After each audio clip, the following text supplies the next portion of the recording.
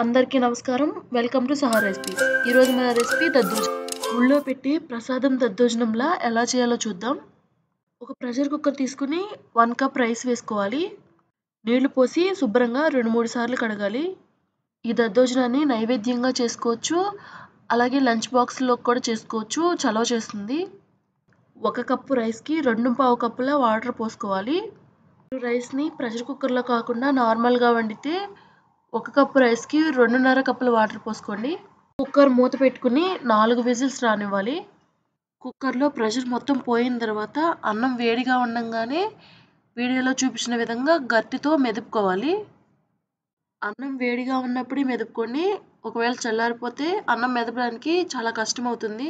అన్నం మెదపకుండా కూడా చేసుకోవచ్చు. అన్నం మెదిపితే దద్దోజనం టేస్ట్ చాలా బాగుంటుంది. కాచి చల్లార్చిన పాలను పోసుకోవాలి.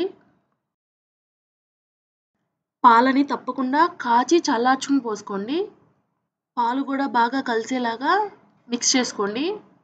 ఇప్పుడు కప్పు పెరుగు వేసుకోవాలి. 1 కప్ రైస్కి 1 కప్ పాలు 1 కప్ పెరుగు సరిపోతుంది. కొంతమంది పెరుగు ఎక్కువ అంటే ఇష్టపడతారు. అలాంటి వాళ్ళు 1.5 కప్ వరకు వేసుకోవచ్చు.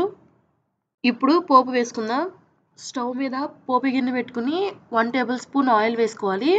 ఆయిల్ కంటే నెయ్యితో చేస్తే చాలా బాగుంటుంది. నచ్చితే ట్రై చేయండి.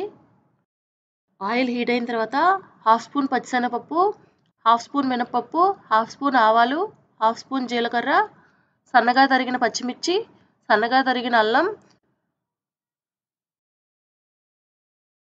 ఒక ఎండుమిర్చి, కొద్దిగా కరివేపాకు, కొద్దిగా ఇంగువ వేసుకోవాలి.